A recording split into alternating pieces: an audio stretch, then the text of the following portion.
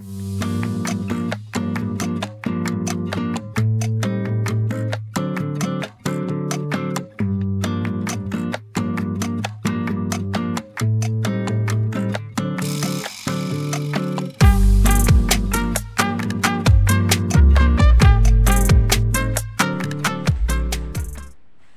à toutes, bonjour à tous. Moi je suis donc Audrey Berthois et voici Théophile Cornu. Bienvenue donc sur la chaîne de la Vidance Sonothérapie et qui va très progressivement en fait vous inviter dans notre aventure concernant un projet que nous avons qui nous tient à cœur et qui s'intitule Aux fréquences joyeuses. Voilà, c'est un autre format que moi je propose en tant que sonothérapeute puisque je suis présente sur Facebook en tant que professionnelle.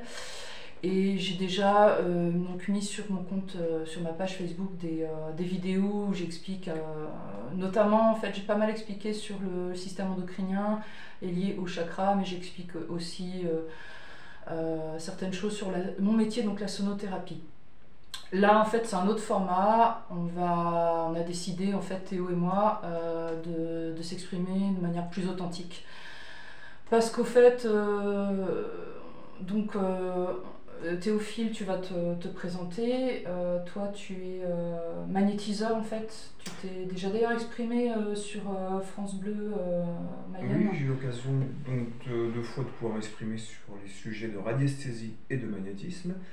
Je vais préciser quelque chose, c'est que on est deux esprits extrasensoriels quand même.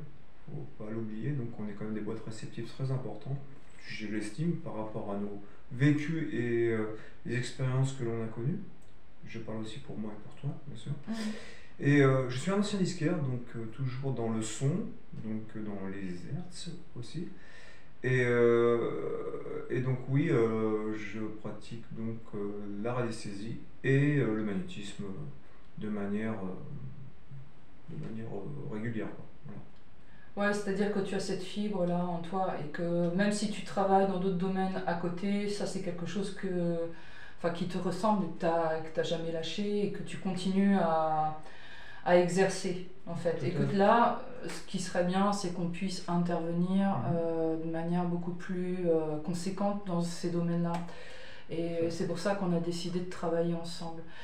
En fait, pour nous présenter, effectivement, tu le dis bien, on est vraiment deux esprits extrasensoriels. Toi, de ton côté, tu es Asperger. Moi, en fait, ayant passé des tests, notamment le test VACE4, donc je suis notamment une hypersensible HPI et sur le domaine, l'item de l'analyse, bon, c'est pas énorme, enfin j'ai un 137 points de QI, ce qui fait que chez moi c'est assez fluide. En fait, je fais les liens entre pas mal de choses, donc, et de manière assez intuitive. C'est pour ça qu'en fait on a décidé de s'exprimer, c'est qu'on ne se retrouve pas dans la majeure partie des gens et que nos points de vue peuvent être intéressants parce qu'ils sont originaux, on est assez créatif sur ce point-là et on constate que ce soit dans le domaine un petit peu plus reconnu que le magnétisme et la radiesthésie, ou domaine un petit peu moins connu par l'ensemble des gens, la masse des gens, la sonothérapie. Même si c'est quelque chose qui peut être scientifiquement et concrètement expliqué, en fait, les gens la plupart des gens ne l'entendent pas.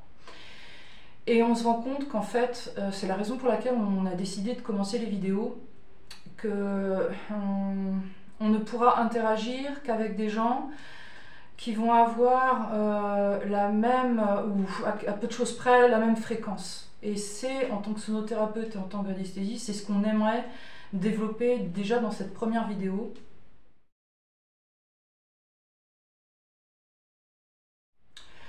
C'est en fait, on va partir du postulat que nous, notre métier, c'est interagir avec tout ce qui est ondulatoire dans la matière et notamment les fréquences.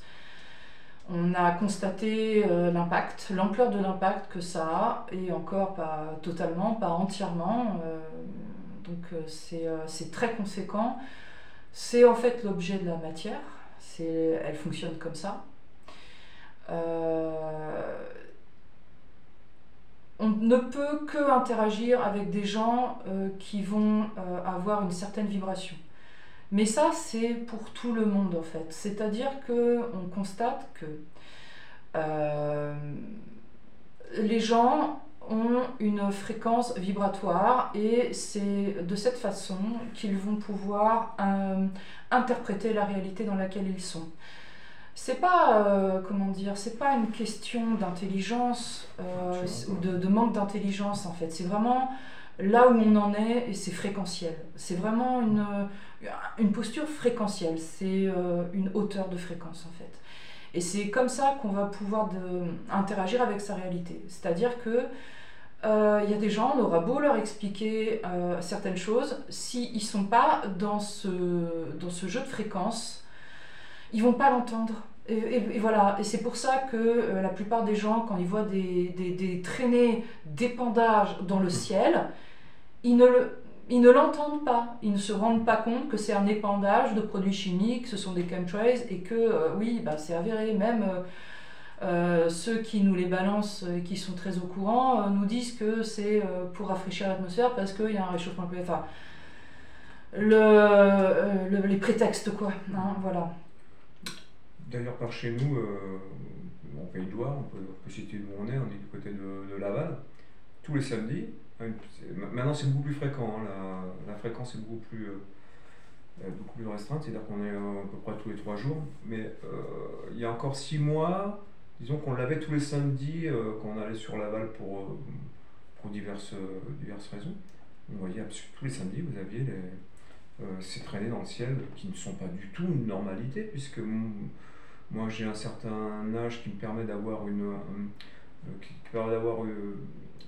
mémoire sur plusieurs décennies. Franchement, le ciel n'était absolument pas comme ça, on avait pas ce genre de choses. Ouais, on se rappelle quand on était enfant, le ciel était d'un bleu, mais d'un bleu soutenu. Même aujourd'hui, quand il n'y a pas d'épandage, c'est un bleu délavé. Et voilà. Et ça, rien que ça, qui est quand même énorme au-dessus de nos têtes, il suffit de lever les yeux pour le constater, eh bien, la plupart des gens ne le distinguent pas. Et c'est pas... dans le lot, en fait, il y a des médecins, il y a des gens qui sont avec des capacités intellectuelles avérées et affirmées. C'est donc pas une problématique d'intelligence. On sait très bien autre chose, hein. On sait très bien qu'il y a eu, par exemple, de prises dans des sectes avec des gourous, des gens qui avaient des métiers qui demandaient une très très forte intelligence. Eh bien, en fait, c'est fréquentiel. C'est pas une question d'intelligence. C'est ce que Marc Passio, d'ailleurs, merci beaucoup à Jeanne Traduction, qui est une traductrice et qui fait un énorme travail de traduction de vidéos et de conférences anglo-saxonnes. Donc elle nous a partagé des vidéos qu'elle a traduites de Marc Passio, que je vous invite à aller voir donc, sur sa chaîne, la chaîne de Jeanne Traduction, et qui explique qu'au final, la vérité, c'est une fréquence. Et il a bien raison. Et quand on va hausser nos fréquences vibratoires, eh bien, on va augmenter le nombre d'occurrences comme ça par seconde, ce qui va nous permettre d'entrer beaucoup plus en relation avec la fréquence de la vérité, qui est une très haute fréquence, comme celle de l'amour. Et que c'est par cette voie que nous allons pouvoir, par la voie de la vie et de la vérité, et donc de l'amour, puisque c'est une fréquence avec la joie, c'est une fréquence c'est un ensemble de fréquences qui sont élevées. C'est par ce biais-là qu'on va pouvoir déjà être dans la vérité et pouvoir s'en sortir. C'est le constat qu'on fait par rapport à tout ça autour de nous. C'est pas, comment dire, c'est pas quelque chose de complètement naturel. On parlait des épandages, mais aussi il faut parler d'une chose qui est extrêmement dangereuse, c'est la télévision, c'est extrêmement nocif. Et ces effets-là ont été, une partie des effets nocifs ont été traités par un auteur dont j'ai oublié le nom, mais je remettrai l'encart parce que j'ai le bouquin dans ma bibliothèque, qui s'appelle TV Lobotomie. c'est extraordinaire, ça a été fait il y a des années de ça. Et le monsieur a fait une conférence pour présenter son livre. C'est pas une vue de l'esprit, là c'est une étude qui montre bien qu'à partir du moment où la télévision est arrivée, eh bien, il y a une incidence sur plein de domaines relatifs à l'attention, à la santé, au point de vue QI, etc. Donc, également, comment dire, de manière comme on élève les enfants aussi. oui, exactement. Et tout ce qui va avec les mentalités actuelles, hein, qui ont totalement dérivé. Parce que la télévision, la télévotomie, comme tu le dis, a permis de changer les mentalités d'une partie des gens qui étaient déjà en mesure de pouvoir recevoir tout ça aussi. Voilà. Exactement. Et là, tu as dit quelque chose de très intéressant. C'est-à-dire que le mal, et je reprends Marc Passio, on le constate, mais tellement, le mal est présent et clairement, il prend beaucoup de puissance là en ce moment. Le mal agit comme ça, c'est-à-dire qu'il va agir en subversion et en infiltration. Mais il faut une infiltration avant la subversion. Il a donc fallu empoisonner d'une certaine manière l'alimentation beaucoup plus sucrée que nos ancêtres avaient, étant rentré dans notre alimentation normale, ça a produit une incidence biochimique. Et la télévision qui, elle, jette comme ça des programmes tous les jours et à chaque seconde en fait, mais il faut déjà que l'appareil en lui-même ait quelque chose de très particulier. Et ce qui est présenté dans le livre Le TV Lobotomie, c'est que la télévision,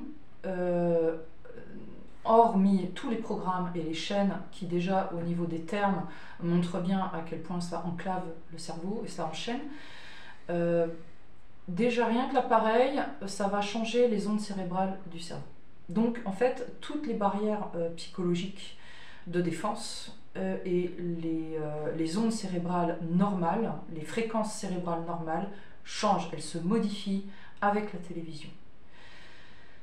Donc à partir de là, la fréquence et les capacités de remettre notre réalité en question, de remettre en question ce qui est dit dans la boîte télévision, eh bien ça s'est modifié. Et là, à force en fait, c'est-à-dire la récurrence de l'exposition à la télévision, le fait d'être devant depuis le plus jeune âge et à hauteur, je sais pas, d'une moyenne de 3-4 heures par jour, vous imaginez bien les effets, quoi. C'est-à-dire que on a une fréquence qui s'appauvrit, on a une fréquence qui ralentit. Et on ingère le mensonge et on fait que le mensonge devient réalité. Voilà. Oui. Ce qui est très intéressant aussi, c'est justement par rapport à la télévision, c'est qu'on retrouve la part des 20% et 80% des personnes qui sont concernées ou pas. Parce que dans les 20%, vous allez avoir avec la télévision, parce que moi, naturellement, très rapidement, j'étais inné, hein, je sais pas, c'était comme ça, je savais que la télévision n'était pas un objet pour moi qui allait m'apporter quelque chose de bénéfique. C'était naturel. Je me suis retrouvé plusieurs fois dans ma vie avec des années sans télévision. Et retrouver, je dis, c'est juste une expérience. Hein. Moi, je ne suis pas là pour faire croire des choses ou pour absolument dire vous dire c'est comme ça que ça se passe et pas autrement. Moi, ce qui m'intéresse, c'est juste vous dire mes expériences et ce qu'elles résultent du bien-être que j'ai pu avoir avec. Le fait de ne pas être devant une télévision, et comme je dis souvent, dans le ton de la blague, je ne regarde pas la télévision, c'est la télévision qui me regarde. C'est un peu ça. Je veux dire par là que 12 ans sans télévision, une période, j'ai jamais été aussi bien de ma vie. Chaque fois que je me retrouvais dans des situations où j'avais une télévision branchée sur donc, des chaînes qui me donnaient des infos qui ne me correspondaient pas, je reperdais tout de suite une stabilité intérieure. Voilà. C'est vraiment ce que j'avais besoin de dire par rapport à la télévision, donc c'est quand même une réalité que la télévision. Mais pour en revenir au point de départ de ce que je disais au départ, tout début, les 20-80, sur les 20% qui ne regardent pas spécialement la télévision, ou très peu, ils ont une réflexion naturelle qui leur vient en disant que la télévision est nocive. Ouais, ils ont préservé une vivacité de l'esprit. Exactement. Et ça peut se retrouver, hein. C'est-à-dire que dès lors qu'il s'agit de fréquences, on peut le retravailler. Et moi qui suis sonothérapeute, c'est effectivement ce que je propose. Et toi, en radiesthésie, en magnétisme, tu agis aussi sur les fréquences. Alors, sur les ondes, oui, bien sûr. On s'est aperçu aussi d'autres choses, parce que c'est mouvant. C'est-à-dire qu'on était resté sur, d'un point de vue de l'environnement, hein, je parle, on était resté sur certaines fréquences, mais on se rend bien compte qu'on est en train de modifier tout ça au niveau de l'environnement. C'est-à-dire, on sort des personnes, hein, ou des gens, c'est vraiment dans l'environnement, parce que nous avons aussi affaire à des énergies, en radiesthésie, on le sait très bien, et c'est mesuré. On a donc affaire à des énergies telluriques et des énergies cosmiques. Et d'ailleurs, c'est quelque chose que l'on sait, que l'on a bien déterminé en médecine traditionnelle chinoise, par exemple. On sait qu'on fait partie d'un tout et qu'il y a la terre et le ciel, et que l'homme, voilà, il y a une trinité qui forme un tout. Donc, on retrouve ce concept-là, on le retrouve physiquement dans la matière, dans ce qu'on est, c'est-à-dire au niveau énergétique. Parce que l'énergétique fait partie de la matière. Même si c'est impalpable, ça me paraît invisible, ça a une réelle incidence. Et ceux qui sont radiesthésistes connaissent, hein, c'est le livre de Bélizial et de Morel, quand ils parlent par exemple du vert négatif, qui est une couleur invisible, c'est relatif à des ondes de forme. C'est très intéressant de s'intéresser à ça, parce qu'il y a beaucoup d'expériences vécues. Le nombre fait que, en fait, on atteste qu'il y a une réelle incidence. Le vert négatif, c'est une couleur dite invisible, un peu comme l'ultraviolet, l'infrarouge. Et en fait, ça va correspondre à une onde de forme très très piquante comme ça, donc c'est négatif, hein. C'est nocif pour notre ensemble de fréquences, parce que nous n'avons pas qu'une seule fréquence, nous sommes des symphonies de fréquences. D'ailleurs, l'existence même des imageries résonance magnétique, l'IRM, est basée sur les fréquences d'organes sains. Donc c'est d'ailleurs à ça qu'on reconnaît qu'il y a une problématique sur telle ou telle partie, telle zone du corps, c'est quand il y a un différentiel de fréquences. Donc le paramétrage se fait avec des fréquences. Donc c'est très, très basique, hein, une notion de base, mais c'est assez intéressant. Donc on sait que la fréquence du cerveau, c'est les gens, quand on cherche à leur exprimer certaines choses de la réalité, c'est la réalité vraie, en fait, des notions de vérité dans la réalité, eh bien les gens ne l'entendent plus. On a vu la télévision, maintenant il y a aussi quelque chose qui est extrêmement problématique et qu'on a vécu depuis plusieurs générations, ce sont les perturbateurs endocriniens. Moi, en tant que sonothérapeute, j'en ai fait des vidéos, et ce que j'exprime sur une mini-série que j'ai fait sur Facebook, c'est qu'il y a une corrélation entre les chakras, nos chakras qui sont des plexus énergétiques, et les glandes endocriniennes. Il n'y a pas que moi qui a fait cette relation, mais ça existe depuis longtemps. La relation, elle est intuitive. Maintenant, le fait de l'avoir sourcée de manière un petit peu plus scientifique, on n'y est pas encore, mais la relation est intéressante à poser. On s'aperçoit qu'il y a quand même des incidences et des corrélations, on ne peut pas les nier, quoi. Bon, c'est amusant déjà de s'apercevoir de ça. Mais les perturbateurs endocriniens, vraiment sur le point de vue biochimique, en fait, ça date de la fin des années 50. Hein. On a commencé avec les agriculteurs, ont commencé à voir déjà dans leurs écoles leur manière d'appréhender l'agriculture, des produits chimiques arrivés. des choses très très bizarres arrivaient. Moi, donc ma grand-mère et ma mère, quand elle était jeune, dans ma famille, on a retracé des choses qui, à l'époque, paraissaient vraiment bizarres. Ne serait-ce que donner de la farine à des vaches, enfin, je veux dire, les vaches, c'est des herbivores, pourquoi faire ça? Déjà à l'époque, dans les années 50, des agriculteurs, même on retrouve des archives de l'INA, les agriculteurs se posent quand même des questions, parce qu'en en fait, ils se disent c'est un non-sens. Donc on a eu un chapelet comme ça de non-sens dans l'agriculture. Il faut savoir que lorsque on veut nous modeler, Hippocrate le disait, hein, que ton premier médicament soit ton aliment. Ben, c'est pas pour rien. Absolument. Par rapport à la télé, ce que je disais tout à l'heure, ce qui a permis de faire en sorte que nos cerveaux deviennent de la marmelade, c'est bien pour avoir sucré à outrance l'alimentation en amont. Il y a vraiment toujours quelque chose en amont qui vient et qui va perturber le système pour que quelque chose puisse passer.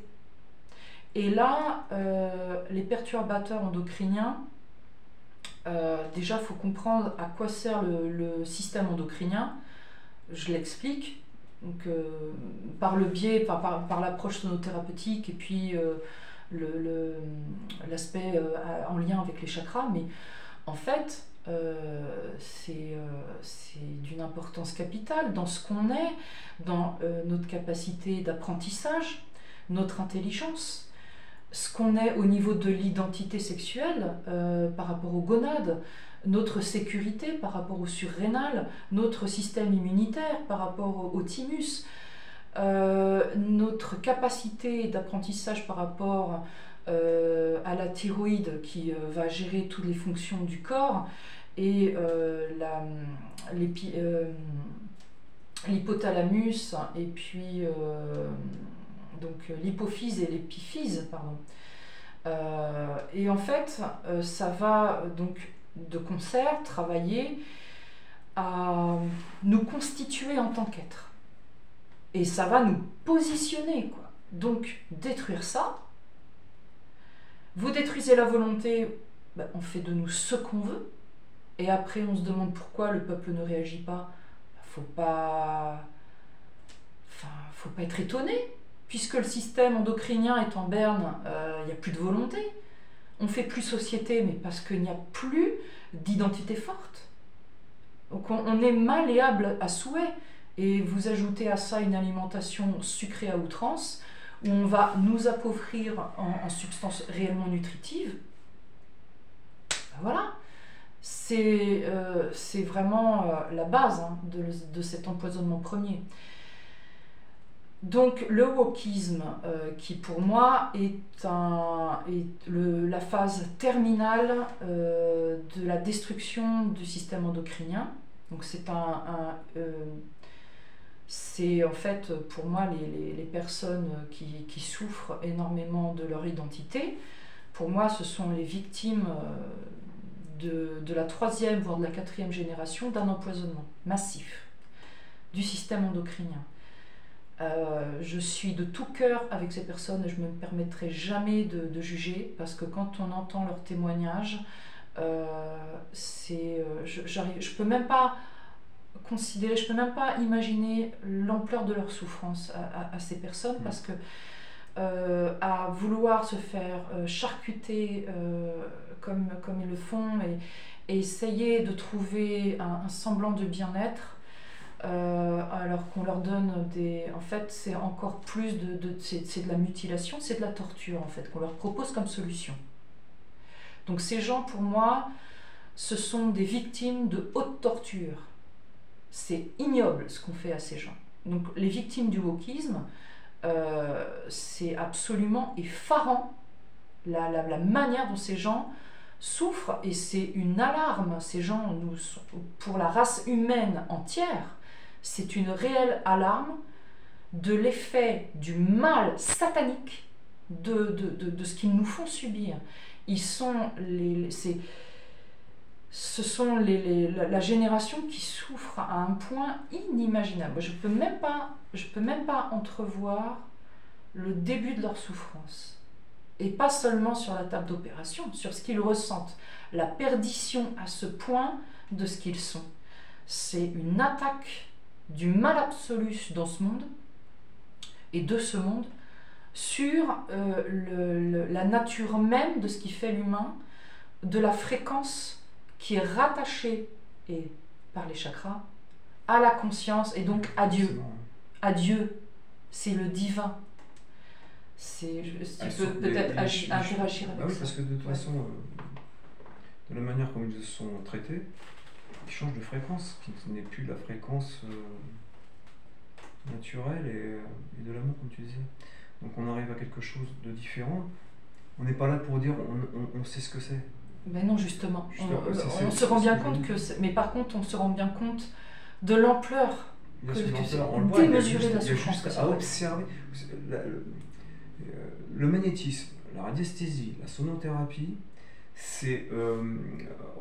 en gros, hein, c'est retirer ses œillères et se rendre compte des choses. Il y a juste à observer, c'est de l'observation. On observe des ondes et des airs, tout est abstrait et on ne les voit pas. Mais si vraiment vous ouvrez votre esprit, vous les voyez. Et vous voyez ce qui se passe actuellement dans le monde avec tout ce qui se passe avec les choses qui ne sont pas du tout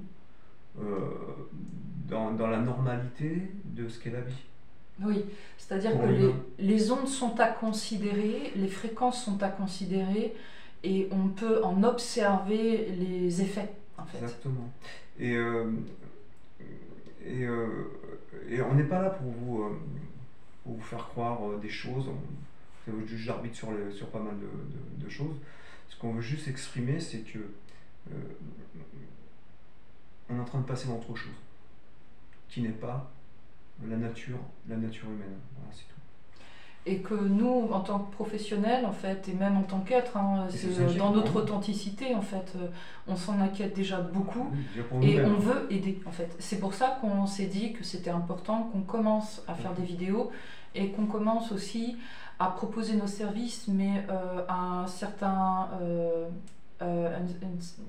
pas un certain type de personnes, mais non, c'est pas ça, mais... à une frange de notre société, qui se posent des questions et qui sont effarés de constater ce qui se passe, mais parce qu'en fait on s'est rendu compte qu'il y avait une vraie scission, c'est-à-dire qu'il y a des gens, on aimerait pouvoir leur dire mais écoutez, venez, on va voir ce qu'on peut faire au niveau fréquentiel, mais comme ils ne l'entendent plus, ils n'ont plus la curiosité, ils n'ont plus le discernement. C'est-à-dire qu'on en vient à avoir affaire à des gens qui ont peur de ce qu'ils ne saisissent pas, et parce qu'ils n'ont pas vu ça à la télévision, c'est forcément dangereux. C'est-à-dire que là, il y a une vraie destruction de cette capacité de discernement, mais ça rentre directement en compte avec le système endocrinien qui est en berne, parce que c'est par ce système-là qu'on arrive à construire et à asseoir une densité intellectuelle, une densité de discernement. Voilà, on se rend compte soi-même des choses. Et il est arrivé sur un plateau de télévision, on l'a vu parce qu'on regarde beaucoup de gens qu'on appelle communément les chercheurs de vérité sur Internet. On écoute aussi d'autres personnes, des scientifiques et des personnes qui ont une certaine assise au niveau de leurs connaissances et qui donc font des conférences sur plein de sujets. Hein, on fait le tri aussi. Hein, on fait le tri parce qu'on a une capacité de discernement. On ne croit pas tout ce que l'on entend non plus, tout ce que l'on entend. On sous-pèse. On essaye. Voilà, c'est-à-dire qu'on sous-pèse, on traite. Et puis, on ne reste pas sur des certitudes. C'est-à-dire que, déjà, on fait très attention à l'eau que nous buvons. On a investi dans un purificateur d'eau, de l'OPI, comme on appelle ça. C'est un appareil qui coûte une certaine somme d'argent. Mais on s'est dit que c'était très important. On fait attention, moi je cuisine beaucoup, on fait attention à ce que nous mangeons, mais on n'est pas naïf, on sait très bien qu'on a une part d'empoisonnement. Et de là, on s'intéresse aussi beaucoup à la naturopathie et au fait de se kélater et de nettoyer nos organismes en fait, hein. Et ça, il y a beaucoup de naturopathes et de personnes qui s'expriment sur des protocoles de nettoyage de l'organisme, de détox. Moi, je pratique par exemple le protocole de l'huile essentielle de térébenthine, qui est la résine de pin maritime, le CDS, etc. On a d'autres choses aussi pour nettoyer l'organisme en fait. Et on travaille énormément avec nos outils aussi, qui sont des outils qui maintiennent un bon équilibre de fréquence. Donc ça, en fait, avec ça, et puis avec d'autres substances, parce qu'on sait que l'eau du robinet est contaminée, on a appris récemment qu'il y avait même de l'eau en bouteille qu'on prenait parce qu'on pensait que effectivement ça allait... certaines marques qui ont des taux de bicarbonate dans leur eau, on pensait que c'était bien pour l'équilibre acido-basique. On découvre qu'il y a des traitements chimiques dedans. Enfin, donc voilà. Et autres. En fait, plus on se rencontre et plus on s'aperçoit des choses et plus on s'aperçoit de l'ampleur du mensonge. Et que quand on transpose ça d'un point de vue beaucoup plus subtil et beaucoup plus spirituel, oui, on se rend compte que là, il y a un vrai combat contre la vérité, enfin, c'est fréquentiel en fait. Que c'est ce combat spirituel du bien qui est attaqué par le mal, et que en fait, il y a une volonté du mal à vampiriser ce qui est divin, ce qui est de l'ordre du bien, c'est sous toutes ses formes. On ne va pas détailler là-dessus, on pourra le détailler dans une autre vidéo, mais là on se rend compte qu'il y a une vampirisation de l'ordre du divin. C'est vraiment l'allégorie du vampire, quoi. Quand même pas pour rien que l'autre, là, qui a pris le trône d'Angleterre, se dit descendant de Dracula. Enfin, là, ça devient... bon, on peut pas faire plus clair quand on voit le tableau qui s'est fait faire. Bon, voilà.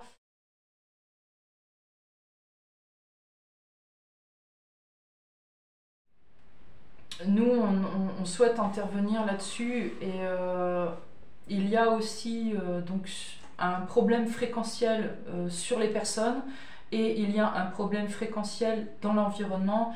Et on terminera cette première vidéo par ça, parce que ça me semble assez important de constater en radiesthésie qu'on vit dans un électrosmog. Et c'est extrêmement important. Je tire la sonnette d'alarme par rapport à ça.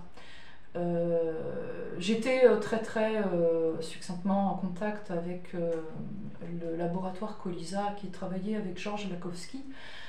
Georges Lakowski, dont les travaux ont été amplement vérifiés avec des effets incroyablement bénéfiques sur la santé, à la santé salpêtrière à Paris. On y reviendra un petit peu plus densément à d'autres moments, mais donc je leur posais la question sur est-ce que vous continuez à fabriquer les fameux colliers ou les bracelets Lakowski. Donc ils m'ont répondu non, et puis que c'était peut-être pas une si bonne chose que ça étant donné l'électrosmog. Et moi ça m'a fait tilt en fait. Je me suis dit oui bien sûr en fait, et ça m'a fait tilt sur un autre plan. J'ai jamais appris ça. J'ai fait une première année de médecine traditionnelle chinoise. J'ai quitté ça parce que en fait, mon formateur était aussi mon thérapeute. J'ai jamais été aussi malade de ma vie. Ce monsieur était censé arranger une problématique de santé que j'ai. Et il me l'a aggravé, mais comme jamais en fait. J'ai tout stoppé et j'ai mis 3 mois à m'en remettre. Aujourd'hui, ça va. Les effets très négatifs, en fait, comme une cystite interstitielle qui était survenue. Je me permets d'intervenir parce que moi j'étais témoin donc de chaque fois que tu partais faire ces ateliers d'acupuncture pour toi. Et quand tu revenais, une dégradation immédiate à chaque fois que tu venais. Oui, oui, Ouais. j'ai dû aller voir un urologue. Ça. Alors, je n'avais rien physiquement, et en fait, l'urologue sur Laval, très très bon médecin, adorable, vraiment, et très à l'écoute, m'a expliqué que, il pouvait y avoir une incidence sur le système neurovégétatif, et que par ce biais-là, on pouvait avoir des effets de cystite, ce qu'on appelle les cystites interstitielles. Donc il m'a donné un traitement, ça m'a aidé, mais enfin voilà, j'ai terminé aux urgences, clairement, avec ces traitements d'acupuncture. J'ai stoppé ça, j'ai stoppé même l'école, parce que en fait j'ai compris une chose, que eux-mêmes, et c'est pas une question de manque d'intelligence, ces gens sont d'une extrême intelligence, comme je le disais au début, c'est fréquentiel. C'est-à-dire que ces gens restent dans une fréquence qui fait partie de ce monde. Ils sont dans ce monde et ils veulent fréquentiellement faire partie de ce monde, parce qu'ils y ont trouvé une place matérielle, concrète, de construction égotique. C'est peut-être pas notre cas en fait. Et les gens qui n'ont jamais su trouver bien leur place, parce que dès l'enfance ils se sont aperçus qu'il y avait des choses qui n'allaient pas. C'est-à-dire que ces gens ont un lien plus dense, un fil d'Ariane plus concret, plus épais, je dirais, avec leur conscience et la conscience divine. C'est-à-dire qu'on est dans le monde, mais on n'est pas de ce monde. Et que le lien avec la conscience divine nous permet d'avoir quelque chose qui nous relie à un autre monde, en fait. Donc on garde une hauteur fréquentielle, et je terminerai sur ça tout à l'heure. Mais pour terminer, par rapport à cette expérience-là et par rapport à l'acupuncture, la constatation du yin et du yang, vous savez, le symbole du yin et du yang, en fait, le tai chi, enfin le symbole connu, noir et blanc, avec donc un point noir dans le blanc et un point blanc dans le noir. En fait, c'est la circulation des aimants, parce que nous sommes polarisés, plus, moins. C'est une polarité en fait. Nous avons par exemple, chaque doigt est polarisé, nous avons un doigt neutre, enfin, nous avons des zones plus et des zones moins dans le corps.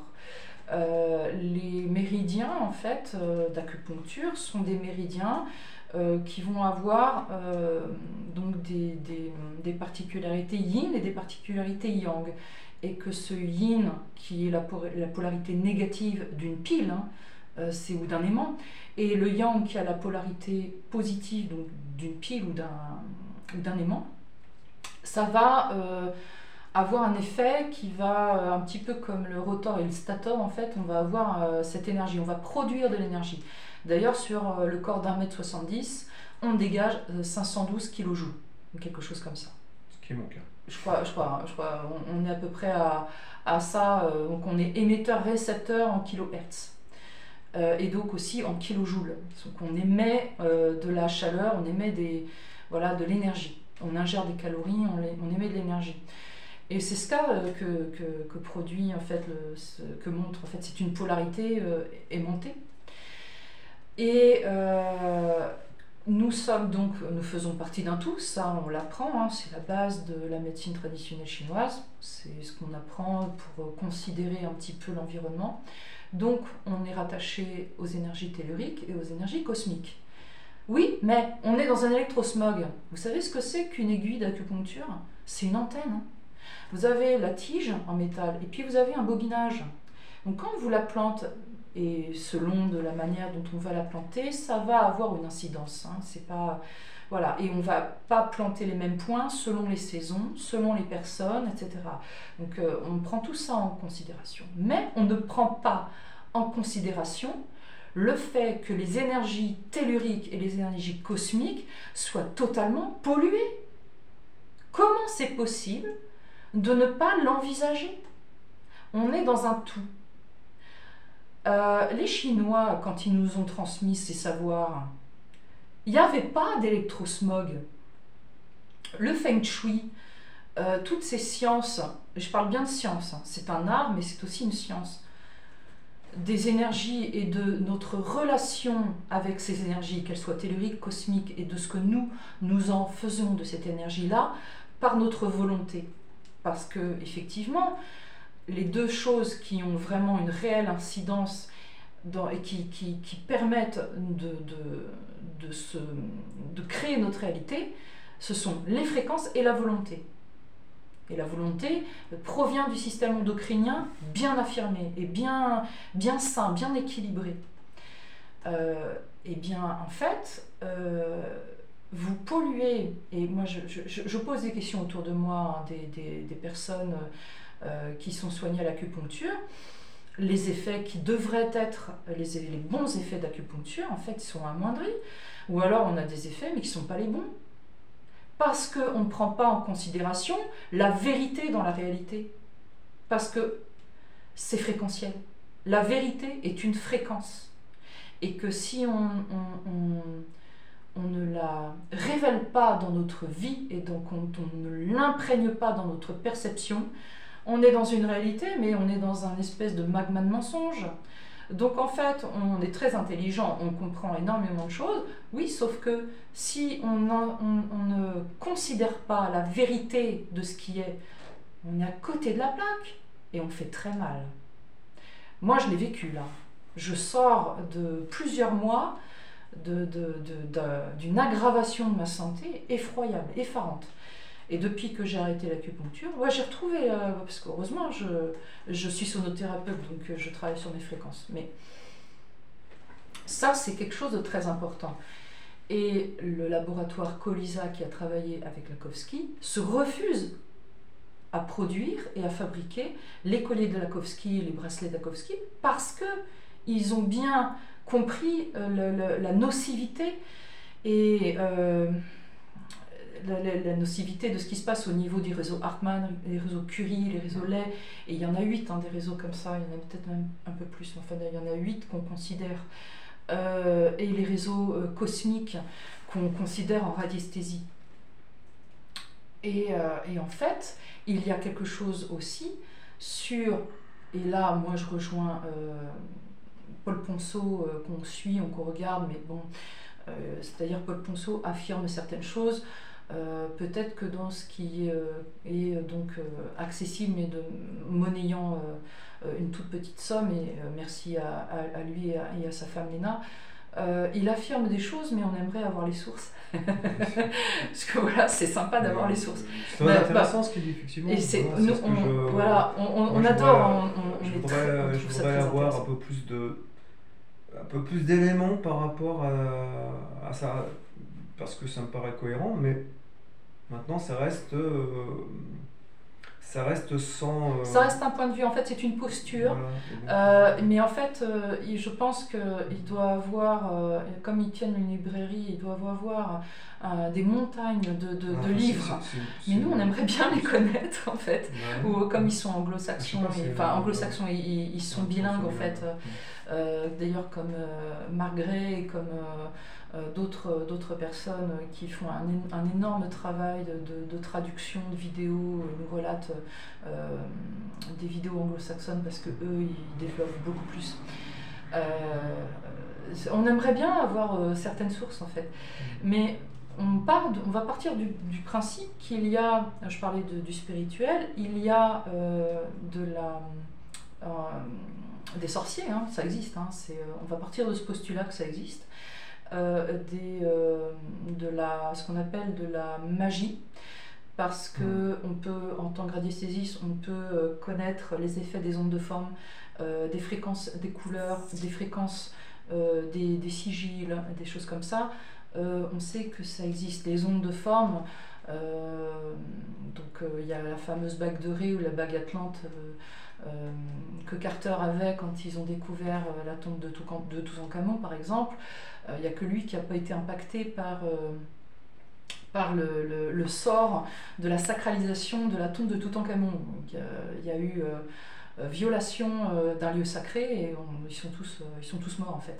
Sauf celui qui avait la bague avec une onde de forme bien spécifique qu'on connaît, puisque maintenant vous mettez sur internet l'occurrence bague de Ré ou bague Atlante, vous allez la voir, sauf que elle n'est pas faite comme il faut, quoi. Bon, c'est dommage. C'est en fait ça, c'est pour vous dire que, enfin, je reviens à l'acupuncture et aux fréquences, que il y a aussi une incidence sur l'urbanisme et sur les réseaux.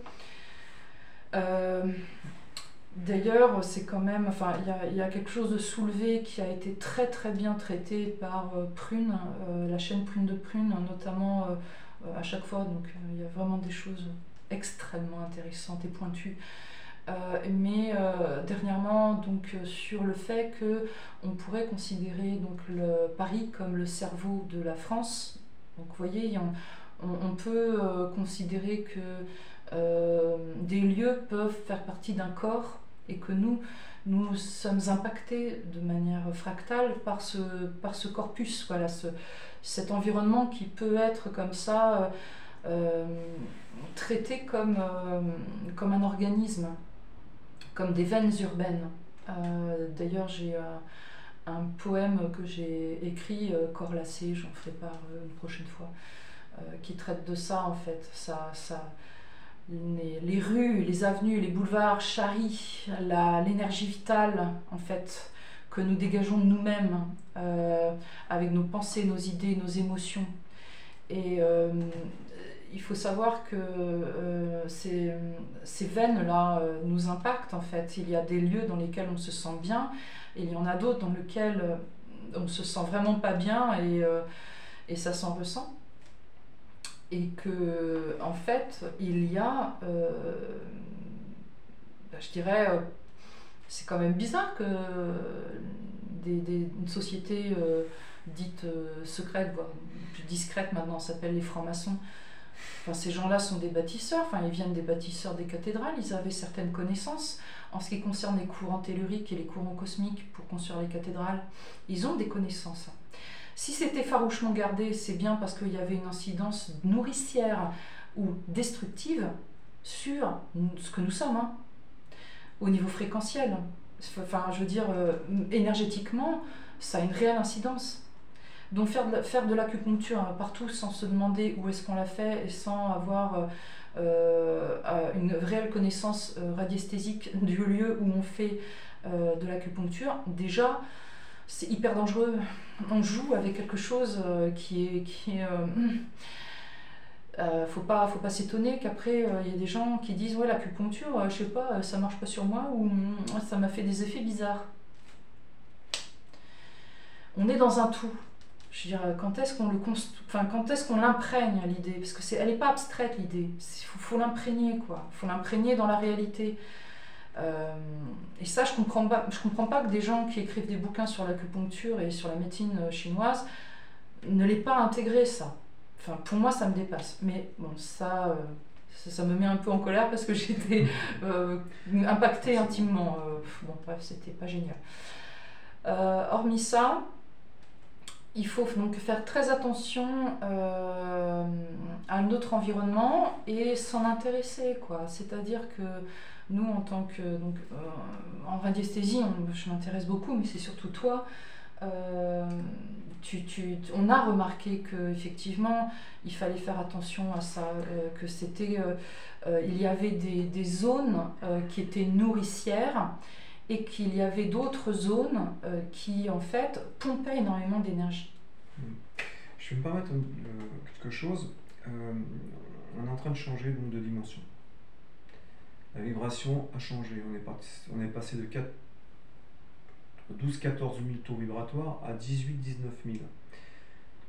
Moi, en tant que sensible à ce genre de vibration, j'ai une petite période difficile à l'heure actuelle de pouvoir stabiliser avec mes instruments et ma propre vibration, à stabiliser les choses à l'heure actuelle.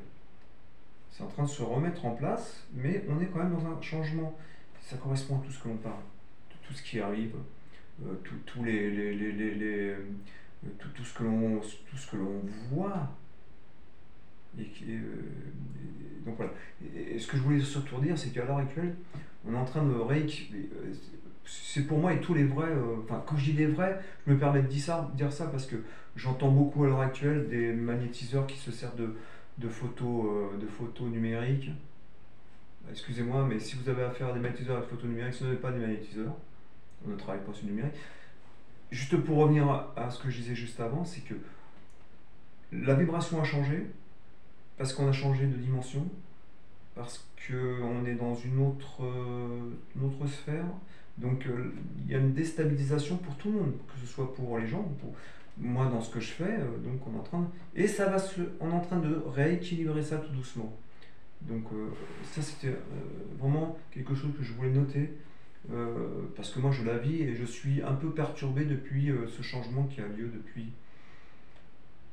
on va dire depuis 2 ans à peu près, que je ressens et qui me permet pas toujours, c'est pour vous montrer que je suis magnétiseur anesthésiste, mais j'ai des difficultés à l'heure actuelle pour retrouver la stabilité des vibrations que j'emploie vis-à-vis de l'humain, du tellurique. Voilà. Mais ça revient. Tout doucement. Ouais, c'est ça, c'est-à-dire que c'est en mouvement là, et en fait on perd les repères parce que les repères sont plus du tout les mêmes, c'est mouvant. Et d'ailleurs, il faut considérer qu'on a été soumis aussi à certains spectacles, et notamment récemment la cérémonie des JO. Ce sont des charges fréquentielles, hein. C'est-à-dire qu'il y a des mouvements, des sons, des fréquences, des formes et des signes, des formes pensées, des ondes de forme qui sont utilisées et qui vont aller programmer ou charger les réseaux en fait, telluriques. Ce sont des informations qui passent en masse dans l'énergétique en fait.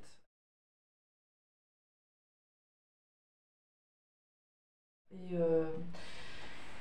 je tiens à dire une chose parce que je parlais tout à l'heure de la tombe de Toutankhamon et du fait, par exemple, avec une onde de forme, Howard Carter, je crois que c'est comme ça, enfin c'est Carter, je crois Carter, oui, qui a été protégé parce qu'il avait la bague trouvée sur le site d'Assouan, la bague de Ré, donc la bague Atlante, et que cette onde de forme avait régulé les énergies parce qu'il en était le porteur, mais tous les autres ont été atteints parce qu'ils ont fait une violation d'un lieu sacré. Il y a, on l'a tous vu, ce qui a absolument scandalisé tous les chrétiens, donc moi je suis chrétienne, hein, on est chrétiens, ça nous a scandalisé parce qu'on s'est dit mais ils nous font un blasphème de la scène. Et en fait non, ils sont très malins, c'est le festin des dieux qu'ils ont parodié. Ils sont malins. Le mal est malin. De toute façon, on ne peut pas demander au mal d'être autre chose que malin, quoi. Bon. Et il sait ce qu'il fait, hein, parce que il sait les lois. Il y a des lois dont il ne peut rien, c'est-à-dire la loi du consentement, où il nous prévient avant que les choses n'arrivent. Il a des obligations. Et il sait très bien que la scène, qui est donc l'origine de l'Eucharistie, c'est sacralisé. C'est un sacrement. Il sait très bien que s'il attaque, c'est pas un lieu, mais c'est quelque chose de sacré, il y a un boomerang terrible hein, qui revient en pleine face. Donc c'est pour ça, ils sont malins. Ce n'est pas la scène, ce n'est pas le sacré qu'ils ont attaqué. C'est la parodie qui a été faite du sacré. Ils se dédouanent, ça chante l'effet de la violation de ce qui est sacré. D'un point de vue radiesthésiste et plutôt spirituel, donc, en s'intéressant un peu à ce genre de choses, c'est très fin. Ils vont pas voir le retour, puisqu'ils ont parodié une parodie. Ils sont malins, hein. C'est horrible. C'est horrible. C'est très calculé. C'est calculé. Ils savaient très bien que c'était le festin des dieux et non pas la scène. Donc en fait, ils parodient et ils se moquent d'un blasphème, en vrai. Vous voyez comment ils se dédouanent de leur responsabilité. Le mal agit toujours comme ça. Le mal va toujours mettre en place un phénomène de société ou mettre en place quelque chose pour ensuite agir dessus et y mettre ses griffes, y implanter ses crocs. Mais en fait, ça le dédouane. C'est fou, quoi. On y reviendra plus longuement parce qu'il y a beaucoup de choses à dire par rapport... quoique on peut les dire maintenant, puisqu'on est en train de faire la vidéo, ça va être une vidéo un peu longue, mais enfin, ceux qui sont dans nos fréquences, ça les dérange pas de regarder des vidéos d'1 heure. Donc, avant de peut-être parler de comment fait le mal, parce qu'il y a quand même 2 choses là-dessus qui sont assez malines, hein. C'est l'avènement de l'avortement, comment ça a été installé, ça, c'est fou, quoi, comment le mal s'y prend. Mais avant ça, je tenais à parler par rapport à cette dimension fréquentielle par rapport à la conscience. C'est la dimension spirituelle. Il y a des inspirations qui me viennent, c'est ma conscience, hein. Il y a quelque chose qu'on entend souvent sur internet, c'est les gens ne veulent pas, enfin, ils veulent tellement se retrouver souverains de leur être parce qu'on est tellement mis en esclavage par le mal qu'ils en oublient qu'en fait ils se sont pas auto-créés, quoi. La lumière qui nous anime, c'est pas nous-mêmes qui l'avons créée, en fait. La conscience, moi je suis pas auto-créatrice de ma conscience, par exemple. Je sais parfaitement, c'est Dieu mon Père qui n'est pas de ce monde, ni même dans l'astral.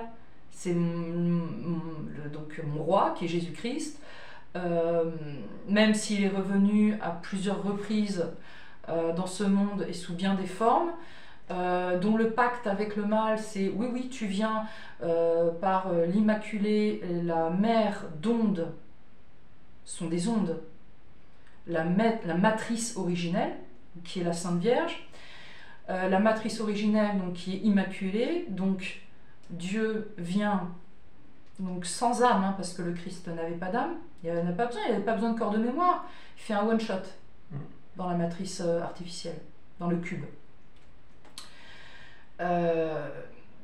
Il vient comme ça, et puis en fait, il nous explique tout ce qu'on doit savoir. Il nous fait un chemin, donc en fait il met le point oméga ici pour atteindre l'alpha, donc qui est hors du cube. Et le pacte avec le mal, c'est par contre, tu veux le cube ouvert, tu veux ouvrir le cube, tu vas l'avoir par ton sacrifice. D'où la croix. La croix, c'est le cube ouvert. C'est pas le cube fermé. Il est la voie de sortie. Ça ouvre la prison du cube. C'est ouvert. Il ouvre le cube. Alors on dit que en fait, le cube noir qui est Saturne et tout ce qui est d'occurrence 4-4. Et merci à Prune d'avoir fait une formidable vidéo qui nous présente la liqueur 44. Mon Dieu, mais merci, parce que effectivement, un plan 4 et un plan 4, ça forme un cube, en fait. Donc c'est vraiment cette occurrence-là qui revient constamment. En fait, on voit bien qu'on n'a pas d'information, enfin, que c'est un engramme. Mais c'est effarant, là, on est tombé de notre chaise. Merci encore, quoi. Mais en fait, en tant que chrétienne, moi je vous le dis, il est la voie de la vie, de la vérité. La vérité, étant donné que c'est une fréquence, il est une fréquence, la fréquence de la joie, de l'amour. Notre projet, c'est les fréquences joyeuses. Donc on est vraiment parti sur cette fréquence-là, en fait, et sur cette recherche de fréquence.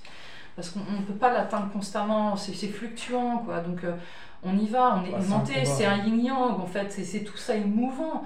Et c'est un combat, mais justement, les fréquences en tant que sonothérapeute et de radiesthésie, c'est justement nous permettre de rééquilibrer, de nous préserver des fréquences qui attaquent, des basses fréquences qui attaquent, parce que le monde du mal attaque par ça. Donc le Christ, c'est le cube ouvert, il a ouvert le cube par le point oméga, quoi. Voilà, c'est la voie de sortie. C'est oui, le cube est fermé, mais une fois qu'on l'ouvre, ça devient la croix chrétienne. Voilà, ça c'est dit. Il me semble que personne, enfin on me dit la chrétienté c'est le cube. Non, c'est le cube ouvert. C'est ouvert. Voilà, c'est plus le cube fermé, quoi. Grâce à Dieu. Donc, pour en revenir à une fréquence divine, et ce que le mal vampirise chez nous, c'est cette lumière-là. Les viols d'enfants, le viol de l'innocence, c'est de vampiriser Dieu. Ça vampirise Dieu, en fait. Il veut juste vampiriser la lumière par ce biais-là. Et toutes ce que nous a encore montré Prune, qui a Prune de Prune, qui est une chaîne extraordinaire. Si vous ne connaissez pas, allez-y, c'est très instructif et ça ouvre des perspectives. Et puis elle donne quand même pas mal d'éléments, elle montre... Elle a une finesse d'analyse qui est extraordinaire. Elle montre les éléments qu'elle... Et qui est factuelle, elle montre les faits, les preuves, voilà. Donc merci. Voilà, et ça ne veut pas dire que Paul dit des bêtises. Non, hein, Paul Ponceau ne... moi je l'écoute avec beaucoup d'intérêt. Mais c'est juste pour... voilà, j'aimerais revenir encore une dernière fois là-dessus. Ouais, s'il a des bouquins à conseiller. Ouais, des choses pour... Voilà, c'est pas... Après, pour en revenir à ce que Marc Passio disait, il nous avait en fait parlé d'un livre, je le mettrai dans l'encart là, qui concerne donc l'intelligence et la liberté. C'est un livre qu'on trouve, enfin moi je l'ai trouvé assez facilement, mais en fait il y a quelqu'un, une très belle âme qui a bien voulu en fait le lire du début jusqu'à la fin. Donc en fait sur internet vous allez pouvoir le trouver en livre audio, donc c'est super, merci à cette personne. Et en fait ce qui est vrai interfère immédiatement avec l'intelligence, je veux dire la vraie intelligence, l'intelligence de la conscience. Donc en fait, on reconnaît la vérité quand on l'entend ou quand on la voit. Ça, c'est les gens qui ont de la conscience, en fait. Donc c'est vrai que si on part de ce postulat, effectivement, Paul dit certaines choses, on n'a pas allé... on sait que c'est vrai qu'on n'a pas besoin d'aller... Mais en fait, c'est une curiosité livresque, quoi, je veux dire, d'asseoir et structurer dans la conscience, la connaissance... pour l'imprégner davantage, parce qu'en fait il y a un gros travail d'imprégnation à faire avec la connaissance en fait, et que c'est pas facile. On peut savoir certaines choses, mais l'imprégner vraiment dans son quotidien, c'est vraiment initiatique. C'est à mon sens ce qu'on appelle une véritable initiation. C'est quand on imprègne la connaissance en fait dans sa perception, dans son paradigme, et quand on le voit au quotidien. Voilà, c'est pas forcément facile pour tous les jours et pour une certaine connaissance. Donc je disais que en fait il y avait des gens qui pensent que dans ce monde où le mal nous met en esclavage, nous sommes des êtres souverains, nous sommes des êtres créateurs. Ouais, attention, parce que faut pas être trop grossier, faut affiner, c'est plus subtil. Il y a effectivement une dimension où, de par les fréquences et de par notre volonté, nous pouvons créer, mais c'est en collaboration avec la lumière. Mais la lumière, nous ne l'avons pas auto-créée. C'est ce que nous sommes en fait. C'est-à-dire que on pourrait se positionner ainsi, c'est que nous sommes des lumières, nous n'avons rien d'humain. En fait, notre véritable nature n'est pas du tout humaine, elle est lumineuse, elle est de ce caractère divin. C'est-à-dire que notre réel corps, quand on lit la Bible, notre réel corps, c'est un corps de gloire, c'est énergétique, c'est une fréquence lumineuse, la fréquence de la lumière. Une très belle fréquence qui est porteur enfin, la lumière est porteuse d'informations, mais là la lumière divine c'est la connaissance infini. Donc c'est une vraie lumière. C'est pas nous qui l'avons créé ça. Non, non, nous sommes des créatures de lumière, mais des créatures. Et quand j'entends que nous sommes des êtres souverains, qu'il faut arrêter du coup de donner son aval à Dieu, non, attention. Et là, c'est justement la subtilité du discernement. Effectivement, il y a beaucoup d'entités qui ont pris la place de la Sainte Vierge et la place de Dieu notre Père, et que effectivement, c'est à s'y tromper. Vraiment, c'est à s'y tromper. C'est même pour ça que effectivement, ces gens réagissent par un refus total de peur de se tromper. C'est compréhensible, mais en fait, faut pas jeter le bébé avec l'eau du bain, comme on dit. C'est-à-dire que Dieu, notre Père, est le créateur de ce qui nous anime en tant que lumière et en tant qu'information, c'est-à-dire la conscience. C'est ça qui est vampirisé par les satanistes qui, en fait, en veulent à l'innocence, à l'enfance, qui a un lien très particulier avec la lumière, en fait. Ils n'ont pas la construction de l'ego qui, en fait, opacifie cette lumière qui est sacrée, qui est belle, qui est divine, qui n'est pas de notre création. Donc, notre capacité créatrice en ce monde, elle ne peut se faire qu'en relation avec le créateur de ce que nous sommes, en tant que lumière. Donc, il ne faut pas renier ça. C'est pas... en tant que vrai chrétien, le chrétien, qu'est-ce que c'est ? C'est celui qui vit dans la vérité. C'est pas autre chose. C'est pas la grenouille de bénitier. C'est clair, ça. Faut pas confondre. Les confusions sont grossières. Et il y a des... En fait, c'est en réaction de crainte. Il faut laisser aller. Ces réactions-là, elles ont des fréquences basses. Il faut laisser aller la légèreté. Et en fait, ne plus être inquiet des erreurs que l'on peut faire. Parce que même une erreur, elle est faite de bonne foi.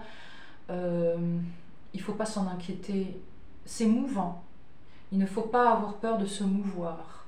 Voilà, c'est pas figé. Il ne faut pas se figer. C'est ça, c'est toujours une recherche. C'est toujours une mouvance et c'est fréquentiel. Nous sommes le mouvement. La vie, c'est le mouvement. Quand vous voyez le feu est toujours avec des formes parfaites et c'est toujours unique et c'est toujours en mouvement. On pourrait se dire que c'est ça finalement la sagesse. C'est ce mouvement-là. Ça, pour en revenir à ce que je disais, et je sais que j'ai une certaine logorée, je m'excuse, je dis plein de choses, mais j'avais eu cette inspiration, justement, cette inspiration de la part lumineuse de mon Père, qui est Dieu le Père, et qui m'avait fait la grâce de m'expliquer ceci. Qu'est-ce que l'intelligence, au final ? Il m'avait expliqué, l'intelligence, ce sont 6 piliers. 6 piliers dans le monde. Ces piliers, c'est comme une église, c'est comme une architecture de cathédrale. Ce sont des piliers qui sont bâtis sur le roc. Le roc, c'est le Christ, c'est la vérité. Donc, bâti sur la vérité, le roc. Pas les sables mouvants, non, non. Le roc, c'est la vérité. Il y a 2 piliers donc en symétrie, qui est l'éducation et l'instruction. Il y a 2 autres piliers qui forment en fait la force de caractère et la souplesse d'esprit. Puis 2 autres piliers qui sont donc la douceur, la bienveillance et la fermeté. Et tout ça en juste équilibre. Ça, ce sont des piliers, donc sur le roc de la vérité. Et puis il y a donc le plafond.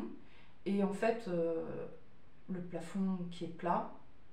Et puis il y a une 7e chose qui est importante, c'est la spiritualité. Et ça, c'est la clé de voûte. Et c'est ça qui va former les arches et qui va permettre un supplément d'âme, un gain dans la conscience en fait, et qui va permettre toujours l'élévation. Et en fait, cette clé de voûte, vient ce principe, donc c'est le 7e point, qui est la spiritualité. Et donc dans cette église, ou dans cette cathédrale interne, donc il y a les vitraux, et les vitraux, ce sont ce qui va permettre en fait c'est l'ego qui va colorer en fait et qui va laisser transparaître la lumière spirituelle de l'intérieur et qui va laisser entrer la lumière qui vient en fait de l'extérieur, cette lumière physique en fait, hein, c'est un échange et ces vitraux sont colorés des expériences que nous faisons dans la vie. En fait, on pourrait avoir cette vision-là finalement de l'intelligence et de la manière de percevoir l'être quand il est en parfait équilibre. Et ça, c'était une inspiration qui m'avait été donnée, c'est-à-dire que sans spiritualité, c'est pas qu'on est bas de plafond, enfin, c'est plat quoi. Et il n'y a pas possibilité de rehausser et d'avoir une respiration. C'est un petit peu comme deux poumons en fait, une respiration dans l'être. Et qui laisse passer la lumière et qui, en plus de ça, permet à l'énergie cosmique et tellurique de s'entremêler et d'être véhiculée. Enfin, bon, il y a une onde de forme en fait dans ces arches qui est vraiment qui est belle quoi. Voilà. Puis d'avoir l'aura pas assombrie, claire. Oui, c'est ça, Ah oui, c'est ça. C'est ce qui permet d'avoir ce bouclier d'aura. C'est ça. Moi j'appelle ça bouclier d'aura. Oui. Parce que c'est cette bulle qui te préserve des impacts des ondes négatives. Et ça, en fait, c'est une inspiration que j'ai perçue comme ça, qui m'a été confiée, donc je la partage. Et c'est pour ça aussi que je suis convaincue que ceux qui s'appellent les francs-maçons sont très au courant des points dans les villes où en fait ils peuvent se nourrir de l'énergie vitale des gens qui sont dans les rues. Hein. Voilà. C'est l'énergie de toute une population qui sont en fait qui se propagent comme ça et qui l'urbanisme agit comme un circuit imprimé. Hein. C'est comment fonctionne l'électricité, comment passe le courant, où est-ce que ça se décharge, où est-ce que ça se recharge. Je pense qu'il y en a qui sont très bien placés pour savoir ça, et un grand mage noir comme Mitterrand a fait la pyramide au Louvre et qui a même travaillé pas mal sur l'urbanisme à Paris. Je pense qu'il le savait pertinemment bien. Je dis ça, voilà. Avis aux architectes. Il y a tellement d'histoires qu'on pourrait raconter, mais bon, on pourrait passer des heures. C'est pas... Ouais, bon, on fera d'autres vidéos où on parlera plus de ça. Mais... Moi, en ce qui me concerne, pour ceux que je sais que ça va intéresser certains, moi j'ai un cheminement quand même assez important dans des sujets de télépsychie, de télépathie, dans des sujets d'apparition, dans des sujets d'expérience de tout ce que je vous raconterais si le temps m'est donné de vous le faire, de vous le raconter. Que des choses que j'ai vécues. Hein. Donc, il y a même des personnes qui sont témoins de cela, qui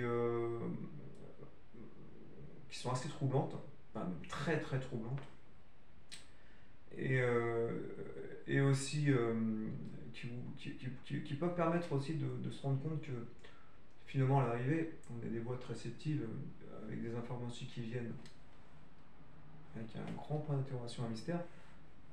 Je sais que sur le site en question, il y a des gens qui ont les réponses de ça. Très bien. Mais moi, ce que je vais exposer comme expérience que j'ai eue dans toute ma vie, j'ai des réponses à certaines et d'autres pas. Donc peut-être qu'au biais de ce que je vous raconterai par la suite, j'aurai aussi des réponses que vous pourriez peut-être me donner aussi. Parce que je suis là juste pour donner des infos, mais j'ai pas toutes les réponses à tout. Bah c'est ça, hein, c'est-à-dire que c'est un cheminement, et puis en fait, comme je disais tout à l'heure, c'est aussi une initiation. Donc La connaissance ivresque, c'est une chose, mais après, en fait, et toi qui es Asperger, tu as lu énormément de choses, tu te souviens de beaucoup de choses, mais tu es bien placé pour dire aussi que, en fait, l'objet n'est pas seulement d'avoir une grande connaissance ivresque. L'objet de l'initiation, c'est de l'imprégner, en fait, dans son paradigme.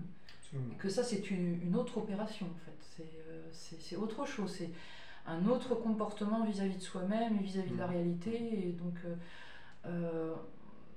on est toujours, en fait, en train de s'initier au final, quoi. C'est-à-dire qu'on se rend compte de certaines choses. Puis ce qui est bien, c'est qu'il y a quand même des gens sur Internet qui partagent des choses très intéressantes, quoi. Merci à eux. Hein. Ah bah oui, parce que moi, ça m'a permis d'avoir quand même pas mal de, comme je disais, des réponses à certaines questions que je me posais. Donc oui, bien sûr, merci à eux. C'est ça. Ça permet d'évoluer aussi en même temps. Maintenant, comme je dis, son libre-arbitre aussi est nécessaire avec... Donc je sais pas si on a d'autres choses peut-être à ajouter. Je pense que pour cette vidéo, on a dépassé l'heure, donc on va arrêter là. Mais en fait, voilà, c'était déjà pour présenter notre posture, ce qu'on constate, et puis aussi déjà nous en tant qu'êtres, mais aussi notre posture en tant que sonothérapeute, radiesthésiste, et dans le projet qu'on a aussi on a le projet d'un lieu qui s'appellerait Aux Fréquences Joyeuses, où en fait, toi tu es très connaisseur de musique. Hein. Oui, j'étais disquaire aussi pendant très longtemps. Tu as une boutique de vinyle sur Paris pendant des années, il connaît bien la musique. Donc moi ce serait la part de sonothérapie, et puis tous les deux en fait de développer une activité de radiesthésie. Et quoi qu'il en soit, en fait, un lieu où voilà, on veut que les gens quand ils rentrent voilà, ils aient des fréquences joyeuses, quoi, comme son nom l'indique. Et puis il y a aussi une chose, c'est que là on sent que c'est le moment quand même qu'on se fasse connaître, parce qu'on sent que, je reviens toujours à la vibration, on est vraiment dans le moment vibratoire où nous, on est resté en retrait à cause de ces perturbations actuelles depuis pas mal de temps. Et là, moi je me rends compte que l'ouverture se fait, donc on émerge par le biais donc, de la technique moderne, enfin, surtout pour moi, qui suis quelqu'un quand même plutôt quelqu'un de retrait que de me montrer. Donc pour moi c'est un exercice très, très nouveau et que je pratique depuis quelques temps. J'ai eu cette période-là il y a quelques années. Tu veux dire de radiesthésie ? Oui, c'est ça. Moi, je me montre plus. Moi, j'étais quand même plus en retrait, quoi. Oui, c'est vrai qu'Asperger, c'est pas forcément évident, en fait. Donc, c'est un bel effort. Disons qu'il y a tellement... L'Asperger, il fonctionne d'une manière... L'intelligence est la même. De ce que je vais expliquer, c'est pas plus intelligent. Mais si vous voulez, c'est comme si on avait 8 petits cerveaux qui fonctionnaient en même temps. Par exemple. C'est un exemple, ça peut être 4. C'est au niveau de la mémoire. Et ce qui fait que les réflexions sont multiples. Donc si vous voulez, pour diffuser des informations, ça peut être des fois un peu plus confus. Voilà. Donc là, vous avez l'exemple d'une personne qui...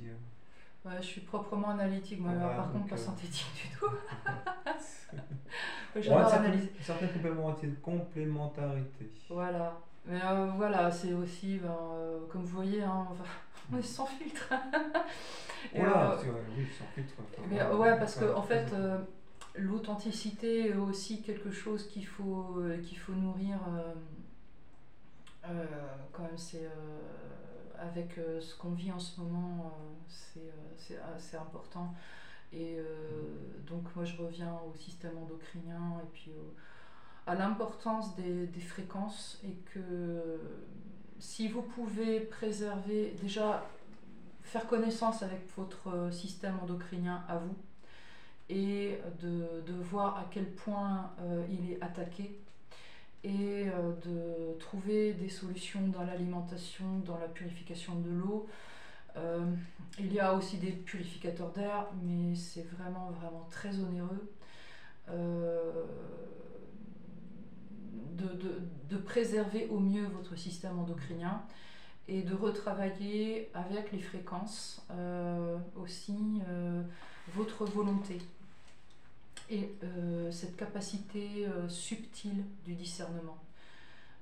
Voilà, c'est-à-dire comme dit Paul Ponceau, créer votre propre bonheur et profiter des petits instants chaque jour, de hausser les fréquences. Mais j'entends bien que c'est pas tout le temps facile et que effectivement il y a des jours avec, des jours sans. Bon, ça faut pas non plus s'en vouloir. Hein. L'idée c'est pas du tout que voilà. Et puis il y a aussi ça, mais de cette importance du système endocrinien pour asseoir qui on est et notre volonté. Et au niveau fréquentiel, eh bien, je fais la pub de mon métier, mais c'est pas forcément pour mon activité, moi en tant que sonothérapeute, mais d'aller voir d'autres sonothérapeutes. Et je terminerai en disant ceci. La sonothérapie ne consiste pas à taper dans 3 bols à la fin d'un cours de yoga. C'est pas ça la sonothérapie. Il faut faire attention, il faut faire gaffe avec les fréquences, parce qu'il y a des fréquences qui vont aller convenir à des personnes et puis d'autres pas du tout. Et que c'est comme des ondes de forme, c'est comme des couleurs, ça soigne ou ça fait du mal. C'est vraiment très particulier. Et la manière dont ça nous impacte, elle peut être très violente. Donc il faut faire attention avec ça. Ça s'apprend la sonothérapie. Hein. Les fréquences avec les bols, bon, effectivement, ce sera peut-être un petit peu plus enrobé parce que le son, la sonorité des bols, en fait, c'est en forme de cloche, donc il y a plein de notes jouées en même temps, donc c'est un bouquet de fréquences, les bols. Donc il y a une fondamentale, mais il y a un bouquet hein, qui accompagne le son des bols tibétains. Les diapasons, par contre, sont des outils thérapeutiques. C'est pas à utiliser à la légère. Voilà. Ça c'est dit aussi en tant que pro, je dois émettre, disons, une prévention là-dessus, quoi. Hein, voilà. On ne s'improvise pas sonothérapeute et l'utilisation d'ondes de forme, l'utilisation voilà, de couleurs, hein, comme le fait, ou même les senteurs, tout ce qui concerne les fréquences. On peut en fait, en plus de ça, faire un bouquet de fréquences. Quand on a déterminé sur une problématique et une personne en particulier, quelle est la couleur qui convient, quel est le parfum qui convient et quel est le son qui convient, on peut proposer une trinité guérisseuse à cette personne qui est d'une efficacité absolument incroyable, redoutable. C'est effarant l'effet que ça peut produire. Donc c'est pour ça, il faut faire attention. Il y a plein de livres très intéressants. Déjà, voilà, on parlait de la télévision, et pour boucler la boucle hein, tout à l'heure, lisez, hein, ça nourrit hein, la lecture, hein, comme sur la chaîne de Loup Divergent, quand Maximus le Clément s'exprime, hein, je ne sais plus qui dit ça, hein, mais c'est très vrai. Arrachez-vous aux écrans, les écrans vous dévorent et la lecture vous nourrit, et c'est toute la différence. Et c'est absolument vrai. Donc la lecture et puis l'expérience que vous en faites et le fait de sous-peser ce que vous lisez à votre propre conscience, qui est votre boussole, la lumière qui vous nourrit, qui fait que vous êtes ce que vous êtes. C'est la lumière, c'est Dieu, c'est par votre lumière que vous atteignez Dieu. Et pourquoi ils ont fait cette chose absolument horrible, cette soupe de sorcière comme le suprême de carottes, pour reprendre la très sympathique expression de Maximus, qu'on remercie et qu'on salue chaleureusement. On lui souhaite tout le courage du monde dans ce qu'il traverse, cet homme-là. En fait, c'est pour détériorer notre ADN, qui est ni plus ni moins que l'échelle de Jacob intime, qui est en fait un code, puisque nous sommes dans une forme de matrice fréquentielle, hein, avec des codes. Hein, mais le code génétique a des récurrences qu'on peut mettre en musique. Hein. Susumu Ono avec sa femme l'ont fait. Joël Sternheimer a créé la génodique. Enfin, j'en passe, hein, parce qu'ils sont nombreux, hein, tous ceux qui ont décodé les codes génétiques pour en faire de la musique. Ils sont nombreux, il y en a beaucoup. D'ailleurs, la Génodique, Génodique est une entreprise française qui va aller travailler avec les grands vignobles et puis les maraîchers pour soigner les plantes. C'est génial, mais on peut faire ça avec l'humain. Une chorale en Angleterre, soutient à tous les Anglais là, en ce moment, donc un chef de chœur qui a travaillé avec les ADN de ces chanteurs, et puis en fait ils en ont fait un concert en chantant leur propre code ADN. Donc on voit aussi que l'ADN a quelque chose de fréquentiel, de très important, et que c'est ça aussi qui nous permet de nous rattacher à notre part divine. Et c'est pour ça que c'est détérioré avec l'ARN messager. Oui? Plus tard, ça. Ce sera dans une autre vidéo. Voilà, parce que là, ça dépasse vraiment. Voilà, donc on va donc mettre cette vidéo aussi sur Crunbunker. En fait, on va la coupler avec YouTube. Je pense que on va essayer de se faire striker dès le départ. Si, il y a pas de forte chance. Alors, évidemment, puisque c'est une première, on va pas avoir beaucoup de vues. Oui, ouais. Hein, voilà, donc on risque pas de se faire striker vu qu'on commence à ouvrir la chaîne. Là, donc c'est la première vidéo. Bon, ça vous donnera le visu pour les prochaines. Il y a surtout une chose quand même qui est importante, c'est que nous, on va vous donner, par rapport à ce qu'on sait faire, ce qu'on peut donner comme bien-être, vous donner des informations là-dessus. Plus que de balancer des choses sur des gens. Il y a des gens qui le font très bien sur d'autres... Mais ça, en fait, c'est fréquentiel, donc on n'est pas là pour juger. Voilà. Puisque c'est chacun... en fait, on est sur notre chemin.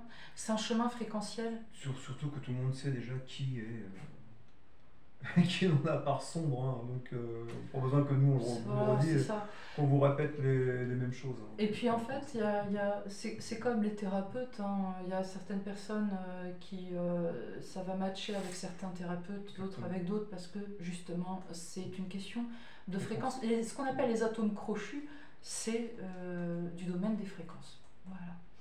Donc on termine cette vidéo, on en refera d'autres, on sera ravis en fait, de voir grandir la chaîne, et puis nous en fait on est à Champéon, donc en Mayenne Nord, donc on n'est pas trop loin de Lassay-les-Châteaux, de Bagnols, de l'Orne, qui est une jolie petite ville.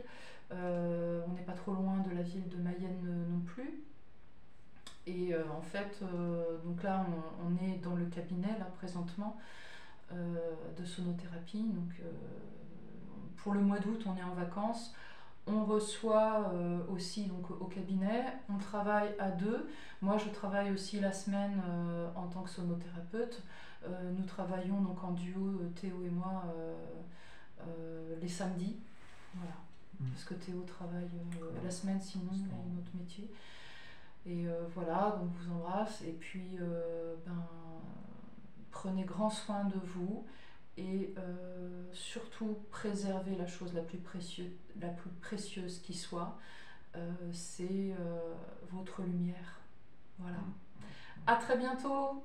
Au revoir à tous. Et puis, bel été, mais on refera des vidéos très prochainement. Salut. Au revoir.